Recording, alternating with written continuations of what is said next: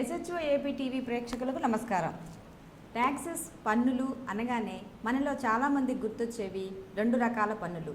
వాటిలో మొదటిది ప్రతి ఒక్కరూ కట్టేది GST, గూడ్స్ సర్వీసెస్ ట్యాక్స్, వస్తు సేవల పన్ను.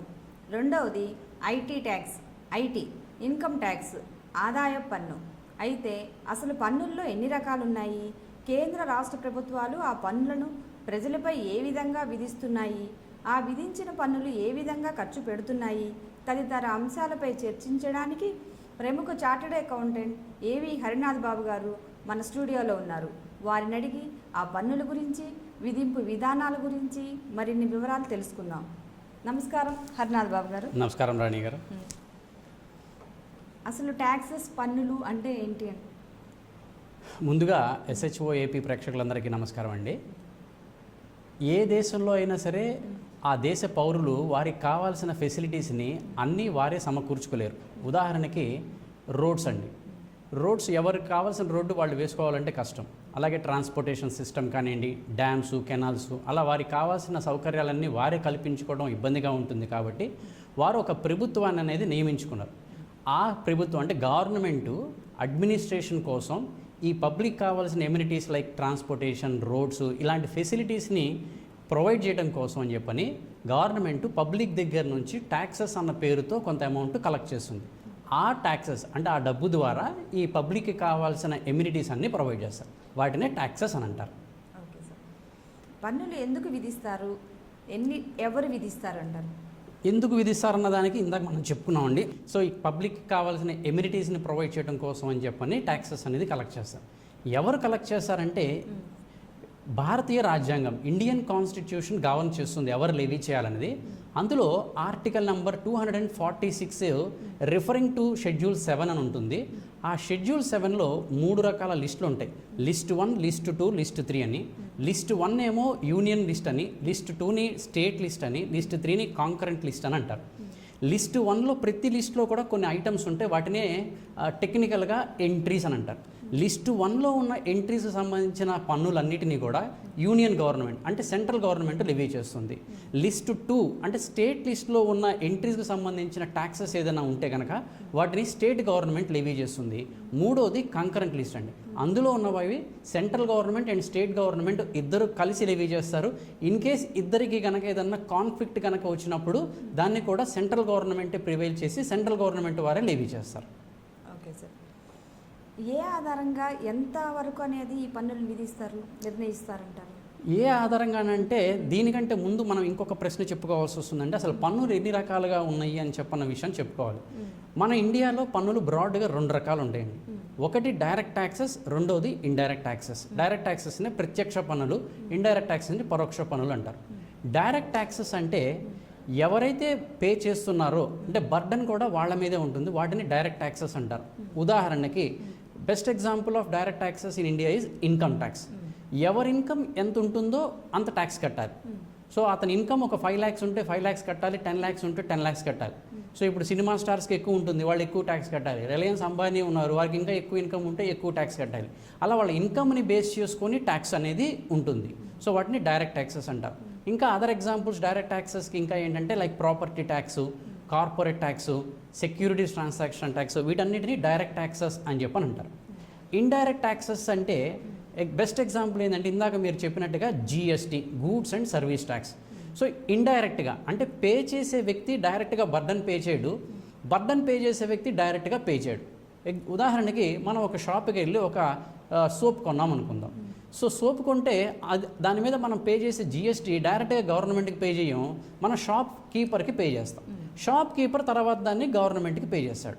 ఇలాగా ఇండైరెక్ట్గా బర్డన్ పే చేసేది మొత్తం మళ్ళీ ట్యాక్స్ పేర్. వీటిని ఇండైరెక్ట్ ట్యాక్సెస్ అంటాం. సో వీటికి ఇండైరెక్ట్ ట్యాక్సెస్ ఎంత పే చేయాలి, డైరెక్ట్ ట్యాక్సెస్ ఎంత పే చేయాలన్న దానికి ప్రతి సంవత్సరం గవర్నమెంటు ఫైనాన్స్ యాక్ట్ అని చెప్పనేది బడ్జెట్లో ఫైనాన్స్ బిల్ అనేది ప్రజెంట్ చేస్తుంది. ఆ బిల్లులో ప్రపోజ్ చేస్తారు రాబోయే సంవత్సరంలో డైరెక్ట్ ట్యాక్సెస్ ఎంత కట్టాలి, ఇండైరెక్ట్ ట్యాక్సెస్ ఎంత కట్టాలి అని చెప్పనేది ఆ బిల్లులో ప్రపోజ్ చేస్తారు. అది పార్లమెంట్ అయిన లోక్సభ, రాజ్యసభలో అప్రూవ్ అయ్యి ప్రెసిడెంట్ కన్సెంట్ పొందిన తర్వాత ఎవరెవరు ఎంత ట్యాక్సెస్ పే చేయాలి అని చెప్పనేది ఆ యాక్ట్, దాని బిల్లే యాక్ట్ అవుతుంది. ఆ యాక్ట్లో తెలియబడుతుంది. కాన్స్టిట్యూషన్లో 3 లిస్టులు ఏవైతే అనుకున్నామో మన ఇండియా 3 tier స్ట్రక్చరల్ సిస్టమ్ అని చెప్పనే దాన్ని ఫాలో అవుతుంది. అంటే కొన్ని రకాల పన్నులేమో కేంద్ర ప్రభుత్వం సెంట్రల్ గవర్నమెంట్ లెవీ చేస్తుంది, ఇంకొన్నేమో స్టేట్ గవర్నమెంట్ లెవీ చేస్తుంది. థర్డ్ టైర్ స్ట్రక్చర్ ఏంటంటే లోకల్ గవర్నమెంట్, అంటే మనం మున్సిపాలిటీ అని చెప్పంటాం. అది మున్సిపాలిటీ అవ్వచ్చు, కార్పొరేషన్ అవ్వచ్చు, పంచాయతీ అవ్వచ్చు, వాళ్ళు కొన్ని లెవీ చేస్తారు. లిస్ట్ 1లో ఉన్న వాటన్నిటినీ కూడా సెంట్రల్ గవర్నమెంట్ లెవీ చేస్తుంది. ఉదాహరణకి ఇందా చెప్పినట్టుగా ఇన్కమ్ ట్యాక్స్. అలాగే లిస్ట్ 2లో ఉన్నవి స్టేట్ గవర్నమెంట్ లెవీ చేసేది.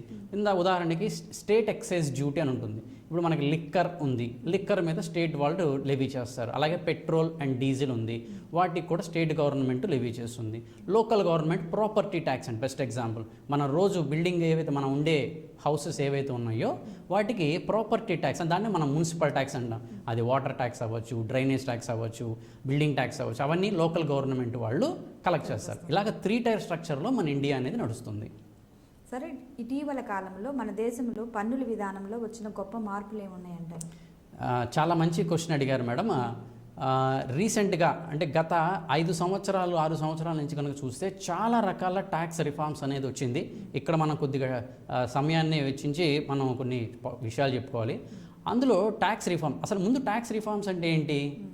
Government effectiveness of the tax సిస్టమ్ని పెంచడం కోసం, ఎక్కువ మందిని ట్యాక్స్ పరివ్యూలోకి తీసుకురావడం కోసం గవర్నమెంట్ కొన్ని రకాల పాలసీ చేంజెస్ని తీసుకురావడంనే ట్యాక్స్ రిఫార్మ్స్ అని అంటారు. ఈ ట్యాక్స్ రిఫార్మ్స్ను 2 రకాలుగా చూస్తే డైరెక్ట్ ట్యాక్సెస్లో వచ్చిన ట్యాక్స్ రిఫార్మ్స్ ఏంటి, ఇండైరెక్ట్ ట్యాక్సెస్లో వచ్చిన ట్యాక్స్ రిఫార్మ్స్ ఏంటి అని 2 రకాలుగా మనం చెప్పుకోవచ్చు. ముందుగా డైరెక్ట్ ట్యాక్సెస్లో వచ్చిన ట్యాక్స్ రిఫార్మ్స్ చెప్పుకుందాం. అందులో ముఖ్యంగా ట్యాక్స్ రేట్స్. గతంలో ట్యాక్స్ రేట్ సిస్టమ్స్ ఎలా ఉండేయంటే ఇండివిజువల్స్కి 2,50,000 వరకు అయితే ఏమి ట్యాక్స్ ఉండదు, తర్వాత 5 lakhs వరకు అయితే కనుక 10% అని, తర్వాత 20%, తర్వాత 30% అని చెప్పి, అంటే 10 lakhs దాటితే 30% అని ఉండేది. 2020 ఫైనాన్స్ యాక్ట్లో ఈ ట్యాక్స్ రేట్ సిస్టమ్ని ఇంకో కొత్త సిస్టమ్ కూడా ఇచ్చారు, అంటే 2 ఆప్షన్స్గా ఇచ్చారు. ఈ కొత్త సిస్టమ్ ప్రకారంగా కొన్ని రకాల ఎగ్జామ్షన్స్, డిడక్షన్స్ కనుక వాళ్ళు క్లెయిమ్ చేసుకోకపోతే 2,50,000 వరకు ఏమో ఏమీ ఉండదు, తర్వాత నెక్స్ట్ 2,50,000కి 5%, నెక్స్ట్ 2,50,000కి 10, నెక్స్ట్ 2,50,000కి 15, తర్వాత 20, తర్వాత 25, అండ్ ఫైనల్గా 15 lakhs అండ్ అబోవ్ కనుక ఉంటే కనుక 30% ఉంటుంది అని చెప్పని అది చాలా కొత్త చేంజ్ తీసుకొచ్చారు. అది ఎవరికి అది కొత్త సిస్టమ్ బాగుంటుంది, ఎవరికి ఓల్డ్ సిస్టమ్ ట్యాక్స్ బాగుంటుంది అని చెప్పనేది అది తంబ్రులుగా మనం చెప్పలేం. ఈచ్ అండ్ ఎవ్రీ కేసులో మనం స్టడీ చేసి మాత్రమే మనం చెప్పగలం.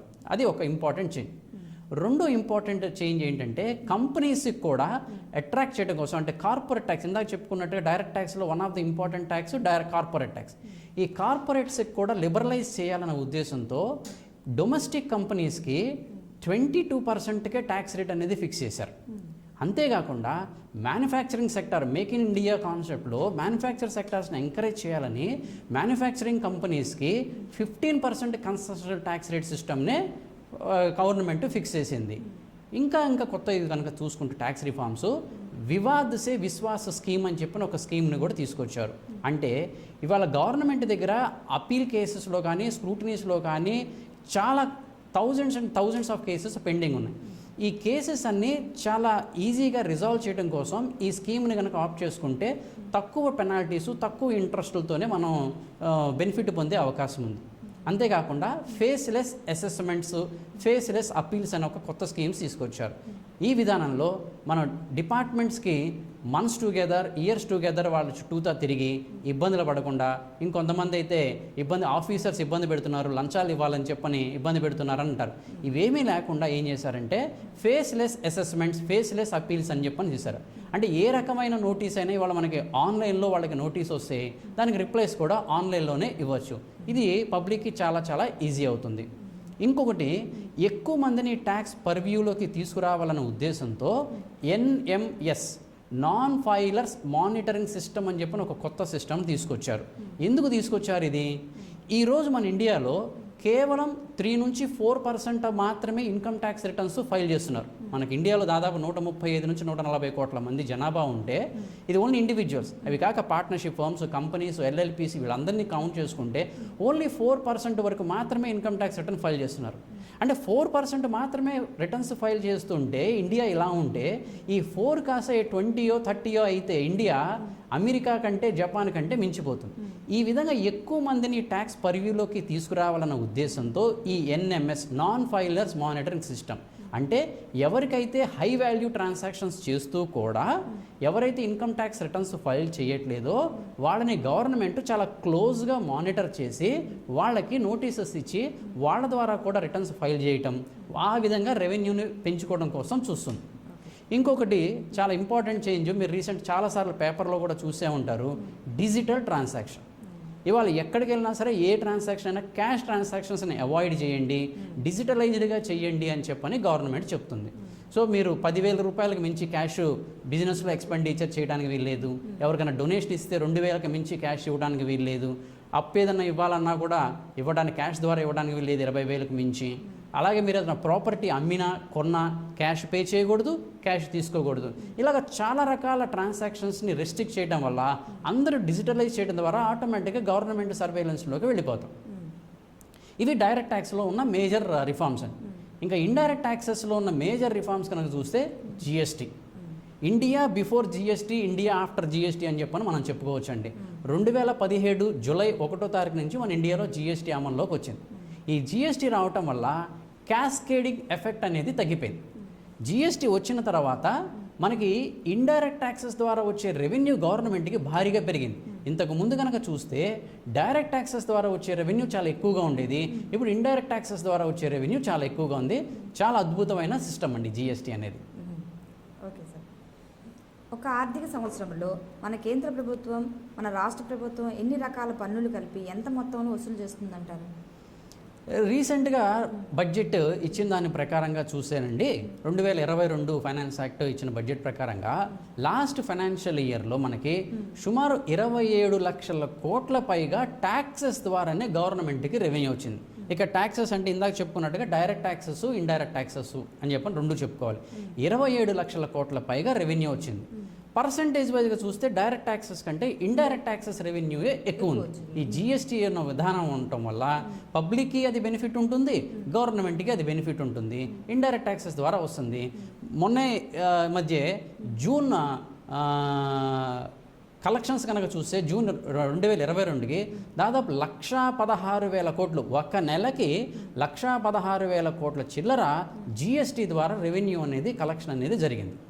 అది మేడం. ఆ రెవెన్యూని ప్రభుత్వం ఏ విధంగా ఖర్చు పెడుతుందని అంటారు?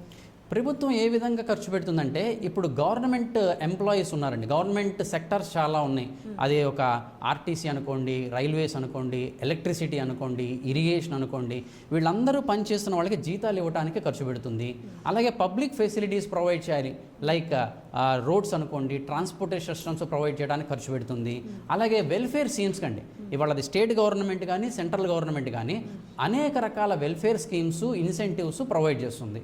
మరి వెల్ఫేర్ స్కీమ్స్ ప్రొవైడ్ చేయాలన్నా, ఇన్సెంటివ్స్ ప్రొవైడ్ చేయాలన్నా, పూర్ పీపుల్ కానీ వాళ్ళందరికీ ప్రొవైడ్ చేయాలంటే ఈ ట్యాక్సెస్ ద్వారా వచ్చిన వాటి నుంచే ఆ స్కీమ్స్ కూడా ఖర్చు పెడతా ఉంటుంది. సార్, ఇందాక జిఎస్టీ వల్ల ప్రజలకి, ప్రభుత్వానికి ఉపయోగం అన్నారు కదా, అవునండి. ప్రజలకి ఎలా ఉపయోగపడుతుందో కొంత తెలియజేస్తారా? తప్పకుండా అండి. ఎలా ఉపయోగపడుతుందంటే, జిఎస్టీ రాకముందు అసలు మనకి పన్ను విధానం ఎలా ఉంటుందని చెప్పని చూస్తే కస్టమ్స్ డ్యూటీ అని ఒకటి ఉంటుందండి. అంటే వేరే దేశం నుంచి మనం ఏదైనా ఇంపోర్ట్ కనుక చేసుకుంటే దానికి వేసే ట్యాక్స్ని కస్టమ్స్ డ్యూటీ అంటారు. మన దేశంలో ఏదైనా ఒక వస్తువు తయారు చేస్తే దానికి ఒక ట్యాక్స్ కట్టాలి, సెంట్రల్ ఎక్సైజ్ ట్యాక్స్ అని అంటారు, దాన్ని డ్యూటీ అని కూడా అంటారు, సెంట్రల్ ఎక్సైజ్ డ్యూటీ అంటారు. అలా తయారు చేసిన గుజరాత్లో తయారైంది అనుకుందాం, ఆ గుజరాత్ నుంచి మనం ఇప్పుడు ఆంధ్రప్రదేశ్కి కనుక తెప్పించుకుంటే దానికి ఇంకొక ట్యాక్స్ కట్టాలి, దాన్ని సిఎస్టీ, సెంట్రల్ సేల్స్ ట్యాక్స్ అంటారు. మన ఏపీకి తెప్పించుకున్న తర్వాత మళ్ళీ దాన్ని అమ్మితే దానికి వాల్యూ యాడెడ్ ట్యాక్స్ అంటాం. ఇలాగా ఒక్కొక్క స్టేజ్లో ఒక్కొక్క పేరుతో ఒక్కొక్కసారి ట్యాక్స్ వేయటం వలన ఆ వస్తువు ధర ఏమైందంటే పెరిగిపోతూ వస్తుంది. దీన్ని ఏమంటారంటే క్యాస్కేడింగ్ ఎఫెక్ట్ అంటారు. ఈ క్యాస్కేడింగ్ ఎఫెక్ట్ వల్ల వస్తువు ధర చాలా పెరిగిపోతూ ఉంది.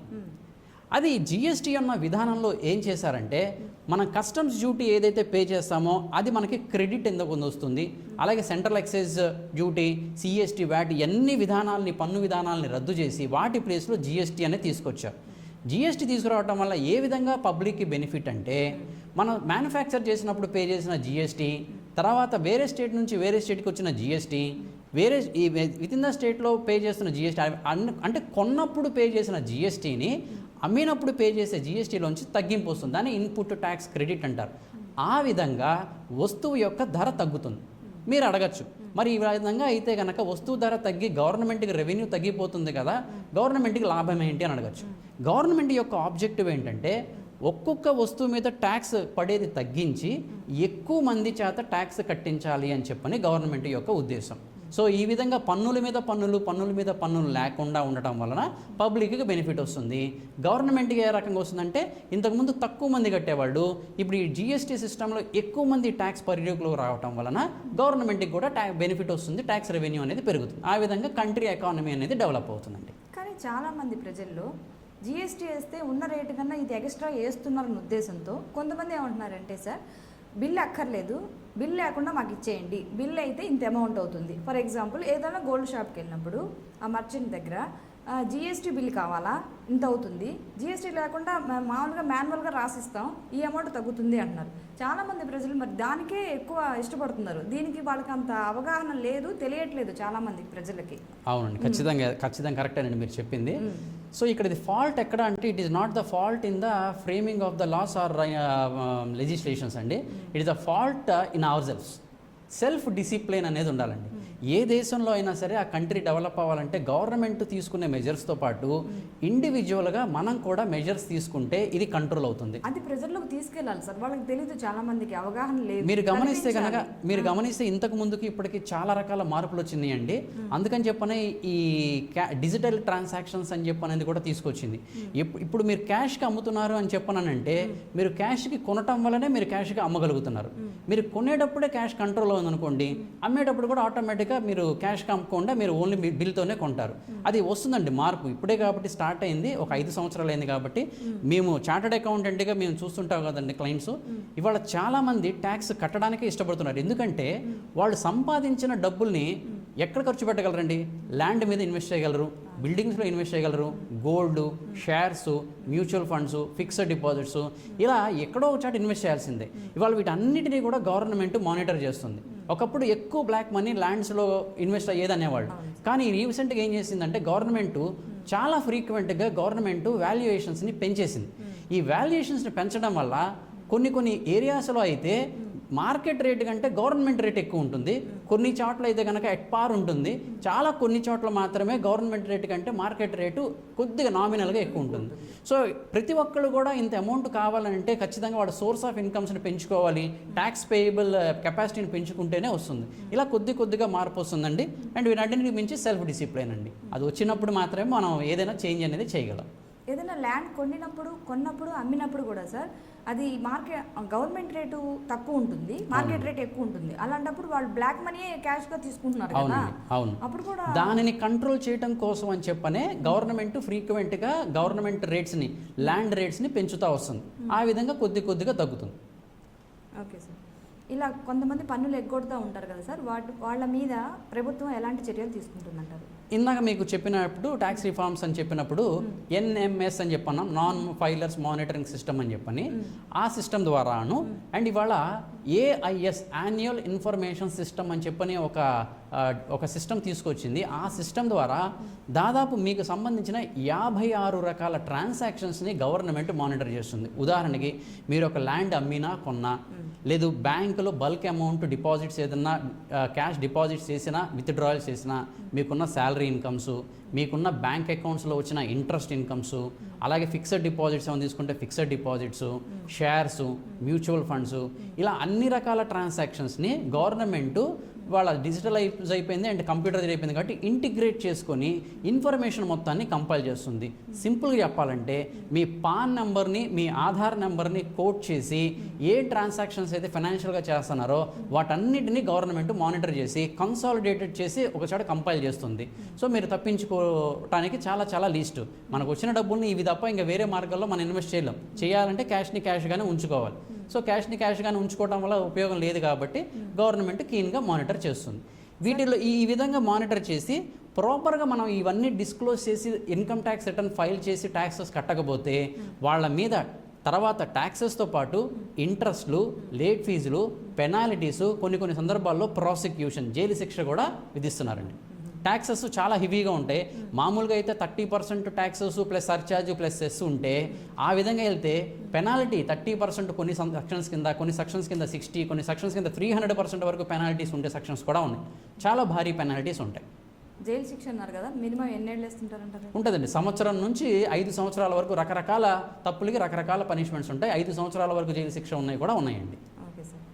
తర్వాత ఈ ప్రణాళిక ఎలా వేసుకోవచ్చు అంటారు? అంటే జిఎస్టీ పరిధిలోకి రాకుండా వాళ్ళు అనుసరించవలసిన విధానాలు వ్యక్తిగతంగా అంటే ఇప్పుడు వ్యాపారం చేసేవాళ్ళు అంటే ఇక్కడ గూడ్స్ అండ్ సర్వీసెస్. ఒకప్పుడు మనకి గూడ్స్కి సిఎస్టీ యాక్ట్, వ్యాట్ యాక్ట్ అని ఉండేది, సర్వీసెస్కి ఏమో సర్వీస్ ట్యాక్స్ యాక్ట్ అని ఉండేది.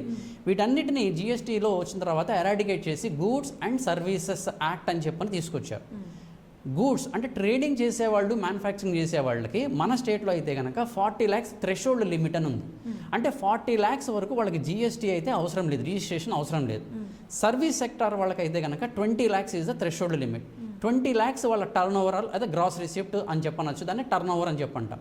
వాళ్ళ టర్న్ ఓవర్ 20 లక్షలు దాటేంత వరకు వాళ్ళకి రిజిస్ట్రేషన్ అవసరం అయితే కనుక లేదు. అది దాటితేనే రిజిస్ట్రేషన్ అవుతుంది.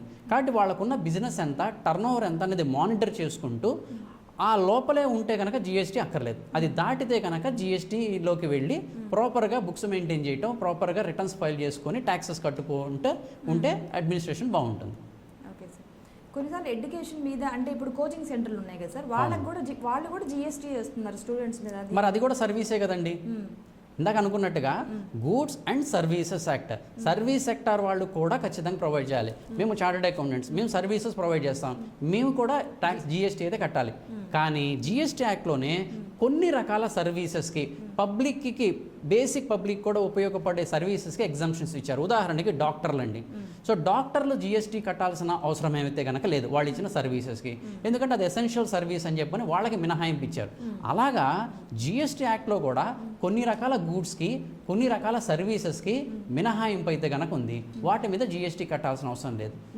ఇప్పుడు కోచింగ్ సెంటర్లో అలాంటి వాటికి కూడా కట్టాలి. కోచింగ్ సెంటర్లో కూడా కట్టాల్సిందే. అవునండి, 50,000 ఫీజు ఉంది అనుకోండి, కట్టాలి. మళ్ళీ ఇక్కడ మినహాయింపు ఎవరికంటే గవర్నమెంట్ స్కూల్స్ ఉన్నాయనుకోండి, వాళ్ళు జిఎస్టీ కట్టాల్సిన అవసరం లేదు, గవర్నమెంట్ స్కూల్స్ కాబట్టి. అలాగే ఏ గవర్నమెంట్ స్కూల్సే కదా, ప్రైవేట్ స్కూల్స్కి అయినా సరే అఫీషియల్ వాళ్ళు ఏదైతే ఫీజు కింద కలెక్ట్ చేస్తారో వాటికి కూడా జిఎస్టీ అనేది ఉండదు. అదర్వైజ్ కోచింగ్ సెంటర్స్కి అయితే మాత్రం జిఎస్టీ ఉంటుందండి. గవర్నమెంట్ స్కూల్స్ అంటే పెద్ద పెద్ద సెక్టర్లు ఉండవు కదా సార్, పెద్ద కొంచెం కోచింగ్ ఇస్తారు కదా. అవునండి. ఫర్ ఎగ్జాంపుల్ డాక్టర్స్ కానీ ఇంజనీర్స్ కోచింగ్ ఇస్తున్నప్పుడు ఆ కోచింగ్ సెంటర్కి 50,000 ఉంటుందండి. దానికి జిఎస్టీ 18% జిఎస్టీ కట్టాలండి. జిఎస్టీ అని చెప్పంటే మళ్ళీ ఇక్కడ 3 రకాలు ఉంటాయండి. సిజిఎస్టీ, ఎస్జిఎస్టీ, ఐజిఎస్టీ అని 3 రకాలుగా ఉంటాయి. అంటే విత్ ఇన్ ద స్టేట్లో కనుక మనం సర్వీసెస్ ప్రొవైడ్ చేసిన, గూడ్స్ ప్రొవైడ్ చేసిన వాటికి సిజిఎస్టీ, ఎస్జిఎస్టీ అని చెప్పని సేమ్ పర్సంటేజ్ ఉంటుంది. అదే వేరే స్టేట్ కనుక మనం ప్రొవైడ్ చేసినా లేదా అక్కడి నుంచి తీసుకున్నా వాటికి ఐజిఎస్టీ అని చెప్పనేది ఉంటుంది. అది ఓకే సార్. ఈ పన్నుల విధానాల్లో ప్రజలకు ఉన్న మినహాయింపు ఏమిటంటారు? మినహాయింపులు ఏమిటి అని చెప్పనేది అది మనం చాలా జస్ట్ లైక్ దట్ అని చెప్పిన ఒక ఓపెన్ స్టేట్మెంట్గా చెప్పలేమండి. It varies from person to person అని చెప్పని చెప్పుకోవచ్చు. ఎలాగా అంటే ఇప్పుడు ఇండివిజువల్సే ఉన్నారనుకుందామండి. ఇప్పుడు ఇండివిజువల్స్ ఒక అతను శాలరీడ్ ఎంప్లాయీ అయ్యి ఉండొచ్చు. శాలరీడ్ ఎంప్లాయీకి ఒక రకమైన ఎగ్జామ్షన్స్, డిడక్షన్స్ వస్తాయి. ఉదాహరణకి స్టాండర్డ్ డిడక్షన్ 50,000 రూపాయలు వస్తుంది. అది కేవలం శాలరీ ఇన్కమ్ ఉన్న వాళ్ళకి మాత్రమే ఆ స్టాండర్డ్ డిడక్షన్ అనేది వస్తుంది. అలాగే హౌసింగ్ లోన్ ఉందనుకోండి, హౌసింగ్ లోన్ ఉన్న వాళ్ళకి సెక్షన్ 24 కింద ఇంట్రెస్ట్ కింద ఒక 2 lakhs వరకు మినహాయింపు అనేది, దాన్ని మినహాయింపు అంటే తగ్గింపు అంటారు, దానికి తగ్గింపు కింద క్లెయిమ్ చేసుకోవచ్చు. అలాగే బిజినెస్ ఎస్ఎస్సీస్ ఉంటే వాళ్ళకి సెక్షన్ 30 నుంచి సెక్షన్ 37 వరకు కొన్ని రకాల డిడక్షన్స్ అని చెప్పని వస్తాయి. సో ఇక్కడ ఎగ్జామ్షన్స్ కానీ డిడక్షన్స్ కానీ అందరికీ ఒక రకమైన ఎగ్జామ్షన్స్, డిడక్షన్స్ కాకుండా వారికి ఉన్న సోర్స్ ఆఫ్ ఇన్కమ్ని బట్టి వాళ్ళకి వచ్చే ఎగ్జామ్షన్స్, డిడక్షన్స్ మారిపోతాయి. అండ్ అందరికీ కామన్గా వచ్చే డిడక్షన్స్ ఏంటంటే సెక్షన్ 80C అని చెప్పిన ఒక డిడక్షన్ ఉంటుందండి, chapter 6A of the income tax యాక్ట్లో. అంటే ఏంటవి, మనం ఎల్ఐసి ప్రీమియం ఏదన్నా పే చేసి దానికి మనకి ఇన్కంలో నుంచి తగ్గింపు వస్తుంది. అలాగే మనం హెల్త్ ఇన్సూరెన్స్ పాలసీ తీసుకున్నాం, తగ్గింపు వస్తుంది. పిల్లలకి స్కూల్ ఫీజులు ఏదైనా కట్టాము, దానికి తగ్గింపు వస్తుంది. బ్యాంకులో 5 yearsకి ఒక ఫిక్స్డ్ డిపాజిట్ కనుక చేస్తే దానికి తగ్గింపు వస్తుంది.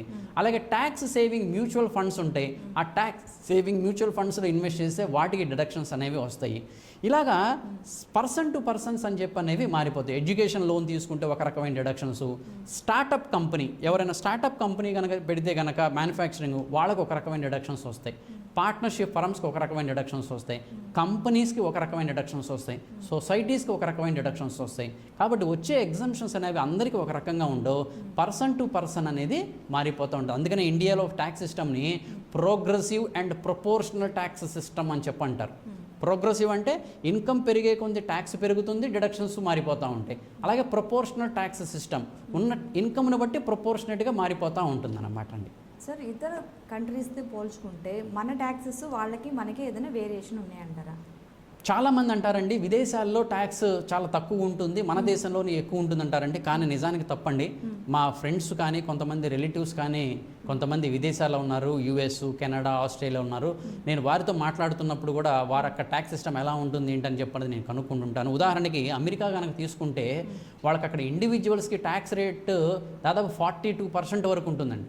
మనకి ఇండియాలో హైయెస్ట్ ట్యాక్స్ రేట్ కేవలం 30%. కేవలం 30% అండి హైయెస్ట్ ట్యాక్స్ రేట్ అని చెప్పనేది. అంటే ఆ విధంగా చూసుకుంటే వేరే దేశానికంటే మన దేశంలోనే ట్యాక్స్ సిస్టమ్స్ తక్కువ. మరి అవి ఎందుకు డెవలప్డ్ కంట్రీస్గా ఉన్నాయి, మనం ఇంకా డెవలపింగ్ కంట్రీస్గా ఉండడానికి కారణం ఏంటంటే ఇందాక చెప్పుకున్నట్టుగా కేవలం 4% మాత్రమే మనం కడుతున్నాం. అది 4% కాస్త 20% కడితే ఎట్లా ఉంటుంది? అక్కడ విదేశాల్లో చూస్తే సెల్ఫ్ కంప్లైన్స్ ఎక్కువ ఉంటుందండి. అక్కడ ట్యాక్స్ ఎగ్గొట్టడానికి భయపడతారు. ఎందుకంటే ఎగ్గొట్టారనంటే వాళ్ళ మీద విపరీతమైన చర్యలు ఉంటాయి, పెనాల్టీస్ కానీ ప్రాసిక్యూషన్స్ కానీ, వాళ్ళకి వచ్చే ఫ్రీ ఎమ్యూనిటీస్ ఏవైతే ఉన్నాయో అన్నీ క్యాన్సిల్ అయిపోతే, డ్రైవింగ్ లైసెన్సులు రావు, ఏమీ రావు. అంత రిస్ట్రిక్షన్స్ మన దేశంలో లేదండి. మన దేశంలో అంత స్ట్రిక్ట్ ఇంప్లిమెంటేషన్ లేదు. ఇప్పుడు దాన్ని స్టార్ట్ చేశారండి. ఇందాక చెప్పుకున్నట్టుగా ఏఐఎస్ అని చెప్పని ఆ సిస్టమ్ ద్వారా, ఎన్ఎంఎస్ అనే సిస్టమ్ ద్వారా మానిటరింగ్ స్టార్ట్ చేశారు. ఖచ్చితంగా ఒక 10 సంవత్సరాలలో మన దేశం కూడా అమెరికాకి మించిపోతుందండి. ఎందుకంటే ఈ విధంగా ట్యాక్సెస్ అందరూ కట్టడం వల్ల ట్యాక్స్ రేట్లు తగ్గుతాయి, వచ్చే రెవెన్యూ పెరుగుతుంది, డెవలప్మెంట్స్ కూడా బాగుంటాయి. సార్, కొంతమంది లోన్ల కోసమని ఉన్నా లేకపోయినా ఎక్కువ ఇన్కమ్ చూపించి ట్యాక్సెస్ కడుతుంటారు. అది మంచిదంటారా, లేకపోతే అంత అవసరం? ఖచ్చితంగా ఇది చేస్తుంటారండి. కేవలం కొంతమంది ఇప్పుడు ఇన్కమ్ ట్యాక్స్ రిటర్న్స్ అనేవి ఎలాంటిది అయిపోయిందంటే అదొక లైసెన్స్ లాగా అయిపోయిందండి. మీరు బ్యాంక్లో ఒక లోన్ తీసుకోవాలన్నా ఇన్కమ్ ట్యాక్స్ రిటర్న్స్ కావాలి, ఒక క్రెడిట్ కార్డు కావాలన్నా ఇన్కమ్ ట్యాక్స్ రిటర్న్ కావాలి, లేదు ఒక ఇన్సూరెన్స్ పాలసీ తీసుకోవాలన్నా ఇన్కమ్ ట్యాక్స్ రిటర్న్స్ కావాలి, లేదు అబ్రాడ్కి వెళ్ళాలనుకుంటే కనుక వీసా ఏదన్నా కావాలన్నా ఇన్కమ్ ట్యాక్స్ రిటర్న్స్ కావాలి. ఆఖరికి బ్యాంకులో క్యాష్ విత్డ్రా చేయాలన్నా కూడా ఇన్కమ్ ట్యాక్స్ రిటర్న్స్ ఫైల్ చేసే వాళ్ళకైతే ఒక రకమైన TDS rate, income tax returns file చేయలేని వాళ్ళకైతే కనుక ఒక రకమైన టీడీఎస్ రేటు. సో దీనివలన దాదాపు అందరూ కూడా ఇన్కమ్ ట్యాక్స్ రిటర్న్స్ అయితే కనుక ఫైల్ చేసుకుంటూనే వస్తూ ఉన్నారు. సో కానీ కొంతమంది ఇందాక మీరు అడిగినట్టుగా లోన్ల కోసం మాత్రమే ఫైల్ చేస్తున్నారు. ఈ విషయం తెలిసే బ్యాంకు వాళ్ళు ఏం చేస్తున్నారంటే అవి జెన్యూన్ ఇన్కమ్ ట్యాక్స్ రిటర్నా లేదు కేవలం ఫ్యాబ్రికేటెడ్ ఇన్కమ్, అంటే లోన్ కోసం మాత్రమే వీళ్ళు ఇన్కమ్ ట్యాక్స్ రిటర్న్స్ చేశారన్నది వాళ్ళే బ్యాంకులోనే ఇన్కమ్ ట్యాక్స్ పోర్టల్లోకి వెళ్ళి, జిఎస్టీ పోర్టల్లోకి వెళ్ళి వెరిఫై చేసి జెన్యూనా కాదని చెప్పని ఫిజికల్గా ఆ ప్రిమిసెస్కి విజిట్ చేసి చెక్ చేసిన తర్వాతే లోన్ ఇస్తున్నారు. సో ఈ విధంగా అది జెన్యూనా కాదా అనేది తెలిసిపోతుంది. కాబట్టి కేవలం లోన్ల కోసం ఏదో చేస్తే మాత్రం ఆ నిమిషంలో ఏమైనా బెనిఫిట్ పొందినా తర్వాత అయితే మాత్రం ఇబ్బంది పడాల్సి వస్తుంది. సార్, ఇలాంటి పనులు కొంతమంది లంచాలు కట్టేసి కూడా ఆ పని పూర్తి చేసుకున్న వాళ్ళు కొంతమంది ఉన్నారు సార్. అవునండి, అంత స్మూత్గా జరిగినంత కాలం అంతా బాగానే ఉంటుందండి.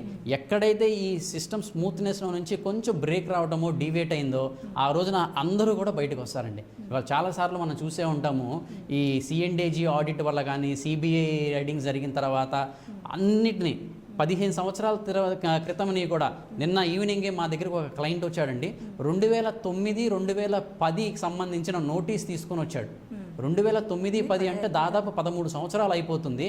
13 సంవత్సరాల క్రితం యొక్క ఇన్ఫర్మేషన్ కావాలి అని చెప్పని డిపార్ట్మెంట్ అడిగితే దానికి నోటీసు పంపిస్తే అది తీసుకొని వచ్చారు.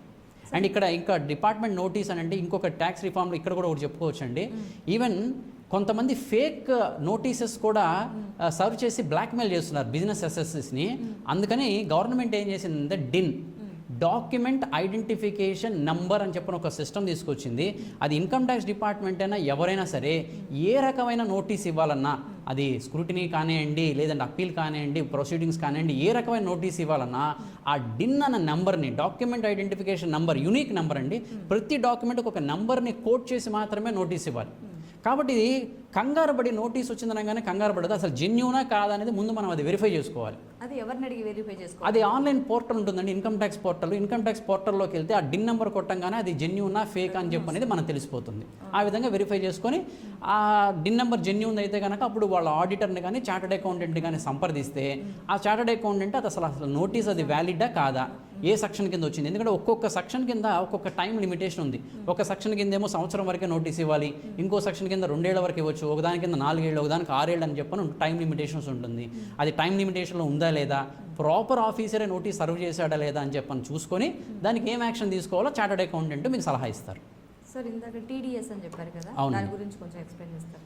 టీడీఎస్ అంటే ట్యాక్స్ డిడక్టెడ్ ఎట్ సోర్స్ అండి. గడిచిపోయిన ఫైనాన్షియల్ ఇయర్కి సంబంధించిన income tax returns next financial ఇయర్లో ఫైల్ చేస్తాం. ఉదాహరణకి ఫైనాన్షియల్ ఇయర్ 21-22 ఇయర్వి సంబంధించి ఇన్కమ్ ట్యాక్స్ రిటర్న్ ఇప్పుడు 22-23లో రిటర్న్స్ మనం వేసుకుంటున్నాం. సో అంటే గవర్నమెంట్కి ఆ ఇయర్కి సంబంధించిన రెవెన్యూ ఇప్పుడు వస్తుంది. కానీ సంవత్సరం అంతా గవర్నమెంట్ అడ్మినిస్ట్రేషన్ చేసుకోవడానికి, ఫెసిలిటీ అమ్యూనిటీస్ ప్రొవైడ్ చేయడానికి, వెల్ఫేర్ స్కీమ్స్ ఇవ్వడానికి గవర్నమెంట్కి డబ్బులు కావాలి. కాబట్టి ముందుగానే గవర్నమెంటు పబ్లిక్ దగ్గర నుంచి ట్యాక్సెస్ తీసుకునే విధానాలు 2 విధానాలు డిజైన్ చేశారు. ఏమిటంటే ఒకటి అడ్వాన్స్ ట్యాక్స్, 2 టీడీఎస్, 3 టీసీఎస్ అని చెప్పని కూడా అనొచ్చు. సో అడ్వాన్స్ ట్యాక్స్ ద్వారా పీరియాడికల్గా ప్రతి 3 నెలలకు ఒకసారి ఒక ప్రిస్క్రైబ్డ్ పర్సంటేజ్ చెప్పారు. 15%, 30%, 40% వాళ్ళకి ప్రిస్క్రైబ్డ్ పర్సంటేజ్ చెప్పారు. ఆ పర్సంటేజ్ ప్రకారంగా ముందుగానే ట్యాక్స్ కట్టాలి గవర్నమెంట్కి. రెండవ విధానం ట్యాక్స్ డిడక్టెడ్ ఎట్ సోర్స్. అంటే ఎక్కడి నుంచి అయితే మనకి డబ్బులు వస్తున్నాయి, ఇన్కమ్ వస్తుందో వాళ్ళే కొంత కట్ చేసుకొని మనకి ఇస్తారు. ఉదాహరణకి శాలరీడ్ ఎంప్లాయీస్ ఉన్నారనుకోండి, శాలరీ పే చేసేటప్పుడు ఎంప్లాయరు కొంత ట్యాక్స్ అనేది డిడక్ట్ చేసుకొని ఎంప్లాయీకి పే చేస్తాడు. ఎంత అమౌంట్ అయితే డిడక్ట్ చేశారో ఆ అమౌంట్ని ఎంప్లాయీ యొక్క పాన్ నెంబర్తో గవర్నమెంట్కి రెమిట్ చేస్తాడు. ఈ end of the year employee ఎంత ఇన్కమ్ తనకి ఎంత ట్యాక్స్ కట్టాలి, అందులో ఎంప్లాయర్ ఎంత ఆల్రెడీ డిడక్ట్ చేసుకున్నాడు, ఇంకా ఏమైనా కట్టాల్సి వస్తే కడతాడు. లేదు కట్టవలసిన దానికంటే ఎక్కువ డిడక్ట్ చేశారనుకుంటే రిఫండ్, ఇన్కమ్ ట్యాక్స్ రీఫండ్ అని చెప్పంటారు. మన రిఫండ్కి అప్లై చేసుకుంటే గవర్నమెంట్ ఇంట్రెస్ట్తో కలిపి ఆ రిఫండ్ను కూడా మనకి ఇస్తుంది. ఇలాగ శాలరీ అప్పుడు కానివ్వండి, రెంట్ కానివ్వండి, ఇంట్రెస్ట్ కానివ్వండి, ఆర్ లాటరీ విన్నింగ్స్ అండి. ఇవాళ మనం టీవీలో చాలా రకాల ప్రోగ్రామ్స్ చూస్తుంటాం. కౌన్ బనేగా కరోర్పతి కానీ, మీలో ఎవరు కోటీశ్వరుడని కానీ, క్యాష్ అని చెప్పని ఇలా చాలా రకాల ప్రోగ్రామ్స్ చూస్తుంటాం. అక్కడ కూడా టీడీఎస్ ఒక్కొక్క దానికి ఒక్కొక్క పర్సంటేజ్. ఉదాహరణకి మీలో ఎవరు కోటీశ్వరుడు ఉంది, వచ్చిన ఆడియన్స్లో ఒక అతను ఎవరన్నా ₹1,00,00,000 గెలుచుకున్నారనుకుందాం. దానికి ట్యాక్స్ టీడీఎస్ రేటు 30% ఉంటుంది. అంటే వాళ్ళు గెలుచుకున్న తర్వాత ఆ గెలుచుకునే అమౌంట్ నుంచి 30% డిడక్ట్ చేసుకొని 70% మాత్రమే అతనికి ఇస్తారు. అతను ఇన్కమ్ ట్యాక్స్ రిటర్న్ ఫైల్ చేసుకునేటప్పుడు అతను మొత్తం అతనికి ఉన్న ఇన్కమ్స్ అన్నిటిని కంపైల్ చేసి ఎగ్జామ్షన్స్ డిడక్షన్స్ అన్నిటిని చూసుకొని ఈ టీడీఎస్ని కూడా కన్సిడర్ చేసి అతనికి ఏమైనా రిఫండ్ వస్తుందంటే కనుక రిఫండ్కి అప్లై చేసుకుంటే ఇన్కమ్ ట్యాక్స్ రిటర్న్ ద్వారా అతనికి రిఫండ్ కూడా వస్తుంది. ఇలా టీడీఎస్ అని చెప్పని అంటారు. ఓకే సార్, చట్ట పరిధిలో మనం ఈ పన్నులను ఏ విధంగా మేనేజ్ చేసుకోవచ్చు అంటారు? ఇక్కడ మేనేజ్మెంట్ దగ్గరికి వచ్చేవాడికి మీకు కొన్ని పదాలు చెప్పాలండి. Tax planning, tax avoidance, tax evasion, tax management అని చెప్పి 4 రకాలు ఉంటాయి. చాలామంది 4 ఒకటే కదా అని చెప్పి అనుకుంటారు, కానీ నిజానికి 4 ఒకటి కాదండి, డిఫరెన్సెస్ ఉన్నాయి. ట్యాక్స్ ప్లానింగ్ అంటే అది లీగల్గా మన ట్యాక్స్ తగ్గించుకోవడం కోసం చట్టంలో చెప్పిన ఎగ్జామ్షన్స్ని, డిడక్షన్స్ని ఉపయోగించుకోవడం. ఉదాహరణకి ఒక ఎల్ఐసి పాలసీ తీసుకోవడం ద్వారా పే చేసిన ప్రీమియంకి మనకి ఇన్కంలోంచి తగ్గిస్తారు. ఒక హెల్త్ ఇన్సూరెన్స్ పాలసీ తీసుకోవడం ద్వారా తగ్గిస్తారు. హౌసింగ్ లోన్ తీసుకోవడం ద్వారా పే చేసిన ప్రిన్సిపల్కి, ఇంట్రెస్ట్కి మనకి ఇన్కంలోంచి తగ్గిస్తారు. ఇలా వాడుకోవటాన్ని ట్యాక్స్ ప్లానింగ్ అంటారు. ట్యాక్స్ అవాయిడెన్స్ అంటే యాక్ట్ని మనం ఫాలో అవుతున్నాం. ఈ ఇన్కమ్ ట్యాక్స్ యాక్ట్ ఏదైతే చెప్పారో ఇందులో యాక్ట్ని మనం లిటరల్గా ఫాలో అవుతున్నాం. లెటర్ ఆఫ్ ది లా ప్రకారంగా ఈ లాలో చెప్పిన కొన్ని లూప్ హోల్స్ని వాడుకొని మన ట్యాక్స్ తగ్గించుకోవటాన్ని ట్యాక్స్ అవాయిడెన్స్ అని అంటారు. లీగలా కాదంటే లీగలే, కానీ స్పిరిట్ ఆఫ్ ద లా ప్రకారం ఫాలో అవుతున్నామంటే కాదు. కొన్ని లూప్ హోల్స్ ఉన్నాయి ఈ చట్టంలో. ఆ లూప్ హోల్స్ని వాడి ట్యాక్స్ తగ్గించుకోవడం ట్యాక్స్ అవాయిడెన్స్ అని అంటారు. మూడోది ట్యాక్స్ ఎవేజన్ అంటే ఇల్లీగల్గా కనుక మనం ట్యాక్స్ తగ్గించుకుంటే అంటే ఏమిటండి అంటే మనకు వచ్చిన కొన్ని ఇన్కమ్స్ని చూపించకుండా, ఉదాహరణకి నాకు రెంట్ కింద ఒక 4 లక్షలు వస్తుంది, 4 లక్షలు రావట్లేదంటే 2 లక్షలే వస్తుందని చెప్పని చూపించుకున్నా, దాన్ని ట్యాక్స్ ఎవేజన్, ట్యాక్స్ తగ్గించుకోవడం ఎవేజన్. లేదా లేని ఖర్చులు కూడా ఉన్నట్టుగా భావించి చూపించుకోవడం, వ్యక్తిగతంగా పెట్టిన ఖర్చులను కూడా బిజినెస్ ఎక్స్పెన్సెస్ కింద క్లెయిమ్ చేసుకోవడం, కొన్ని ఇన్కమ్స్ని చూపించబడడం, లాసెస్ డిస్క్లోజ్ చేయడం, వీటన్నిటిని ట్యాక్స్ ఎవేజన్ అంటాం, విచ్ ఈస్ వెరీ ఇల్లీగల్. ఈ ఇందాక లాస్ట్ చెప్పింది ఏంటంటే ట్యాక్స్ మేనేజ్మెంట్. ట్యాక్స్ మేనేజ్మెంట్ కూడా ట్యాక్స్ ప్లానింగ్లో ఒక భాగమే. అంటే టైంకి రిటర్న్స్ ఫైల్ చేయటం, ప్రాపర్గా బుక్స్ మెయింటైన్ చేయటం, అడ్వాన్స్ ట్యాక్స్ కట్టడం, ఇందాక అడిగినట్టుగా టీడీఎస్ ఎక్కడెక్కడైతే మనం టీడీఎస్లు చేయాలో టీడీఎస్లు చేయటం, టీడీఎస్ రిటర్న్స్ని ఇన్ టైంకి ఫైల్ చేయటం, డిలే అయితే కనుక దానికి వడ్డీలు కట్టడం, వీటన్నిటిని ట్యాక్స్ మేనేజ్మెంట్ అని చెప్పని అంటారు. ట్యాక్స్ ప్లానింగ్ పక్కా లీగలే. ఎప్పుడు వస్తుందంటే ట్యాక్స్ మేనేజ్మెంట్ ప్రాపర్గా చేసుకుంటూ ట్యాక్స్ ప్లాన్ చేసుకోవాలి. ట్యాక్స్ అవాయిడెన్స్ అనేది లీగలే, కానీ లూప్ హోల్స్ని వాడుకుంటూ మనం ట్యాక్స్ తగ్గించుకోవడం. ట్యాక్స్ ఎవేజన్ అనేది ఇల్లీగల్ అండి, దాన్ని ఎవరు ఫాలో అవ్వటం మంచిది కాదు. సార్ చివరిగా మా ప్రేక్షకులకి మీరు ఇచ్చే సలహాలు సూచనలు ఏమైనా ఉంటే చెప్పండి సార్. ఇప్పుడున్న ట్యాక్స్ సిస్టము 10 సంవత్సరాల క్రితం ఉన్న ట్యాక్స్ సిస్టమ్ అనేది పూర్తిగా మారిపోయిందండి.